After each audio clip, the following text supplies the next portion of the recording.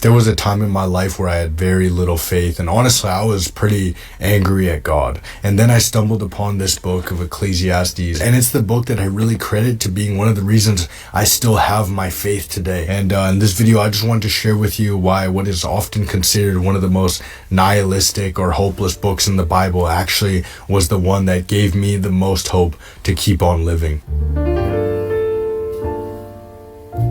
So I'm going to hit you with some background information on Ecclesiastes just so we know where we're coming from when we read this. Ecclesiastes is written by Koheleth, which in our language roughly translates to the preacher slash teacher. And the preacher is often thought of as King Solomon. But one thing is, we're not 100% sure on this. He is called the son of David, but the way it's written sometimes links it to earlier time periods before Solomon. Listen, I'm not going to pretend like I have any idea who wrote Ecclesiastes, so I'm just going to go specifically off of what is said in this book. We learn a little bit about the preacher through the start. We learn two main things. This guy is wise and he's rich. And through his wisdom and also his wealth giving him the freedom to kind of do whatever he wants, he aims to discover what is meaningful in this life, what is important, what matters. And the conclusion he comes to with all his wisdom, he can't find anything. Okay, but one difference that I think is really clear here is not that there isn't anything, just that he, with his own worldly wisdom, cannot find it. Sometimes this book can feel like it's just saying, yo, life doesn't matter, everything is meaningless, but I think the preacher makes it pretty clear that no, life does have meaning because our God made it, and God does things with meaning and purpose, and he makes everything perfect. It's just, we can't find it. I have seen the God-given task which with the sons of men are to be occupied.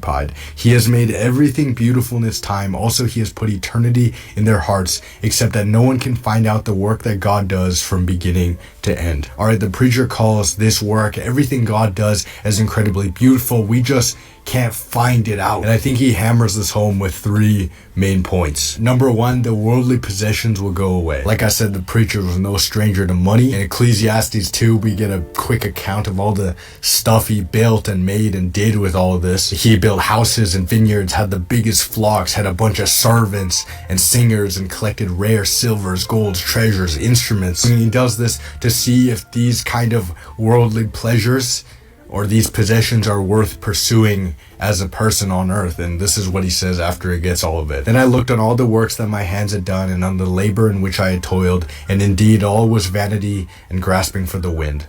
There was no profit under the sun. Number two, wisdom will leave you also. The other thing Koheleth thought might be worth getting is a bunch of wisdom to understand everything, and he also says this isn't worth it. For there's no more remembrance of the wise than of the fool forever, since all that now is will be forgotten in the days to come. And how does a wise man die? As the fool. All this I have proved by wisdom. I said, I will be wise, but it was far from me.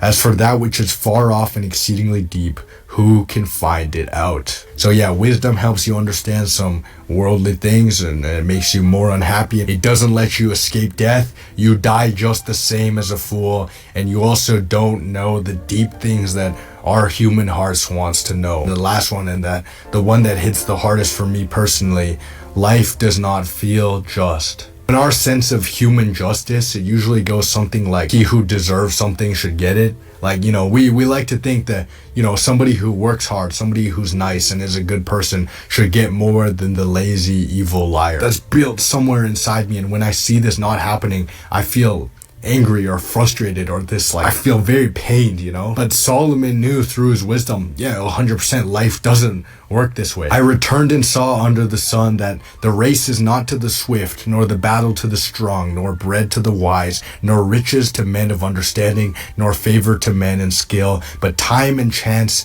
happen to them all. This is the part that I feel most frustrated about living as a person, honestly. I find it really hard to know that a lot of our lives are determined by time and chance, not off of our ethic or what we deserve. And it's frustrating because I want to live in a world that's fair. But, you know, through reading these words, there's something almost like very cathartic for me. I find it crazy that God put this book in the Bible, because that means He knows we feel this way, you know. He knows we're confused at the justice or the meaningless or the vanity of life. He knows we're gonna feel this way, and he wrote a book down for us to console us, and that's like very touching for me. And when I read Ecclesiastes, especially when I'm feeling this kind of meaninglessness or senselessness, I always feel very loved. And also, God doesn't leave us hanging. So yeah, awkward transition to part 2. The people of Israel now are powerless. They're still a colony.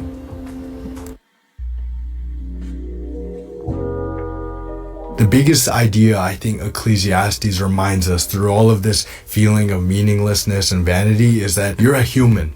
You feel this way, but that doesn't mean it's true. And you gotta trust God that he made this world and this life and our existence for a reason. You know, when Eve is in the Garden of Eden in Genesis, the way she is tempted by the serpent is the idea of having the knowledge of God. For God knows that in the day you eat of it, your eyes will be opened and you will be like God, knowing good and evil. And I think this temptation is ultimately the one Ecclesiastes seeks to talk about. I said at the start of this video, I've been angry at God, and it's because I was frustrated that life felt unjust and unfair and meaningless, like the preacher said, and I was angry at God thinking I could do it better. I would say things in my head like, hey, if I was God, I wouldn't do it this way. How is this fair, God? How is this good? I'm the one setting the standard of what's good and bad. And I'm doing this fundamentally because I don't like being left in the dark. We as humans have to go through all this suffering and pain and injustice, and I don't know why. I want to know.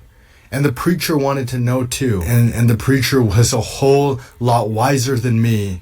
And he concluded that all we can do is let go and trust. As you do not know what is the way of the wind or how the bones grow in the womb of her who is with child, so you do not know the works of God who makes everything. And that's okay. We can just put our faith and trust in God and still live this life through that. This is how the book of Ecclesiastes ends. Let us hear the conclusion of the whole matter. Fear God and keep his commandments, for this is man's all. For God will bring every work into judgment, including every secret thing, whether good or evil. God's got the judgment. He's got a plan. So really it came down to me when I was in that period of doubting and anger, like, do I trust God? Do I have faith in this God that has revealed himself to me? And ultimately I decided, yeah, I do. And there's also one other key idea that I left out when talking about the central points of Ecclesiastes. Enjoy your life. So I commended enjoyment, because a man has nothing better under the sun than to eat, drink, and be merry. For this will remain with him in his labor all the days of his life, which God gives him under the sun. God put us here and we can enjoy the things that we were meant to enjoy. You know, the biggest thing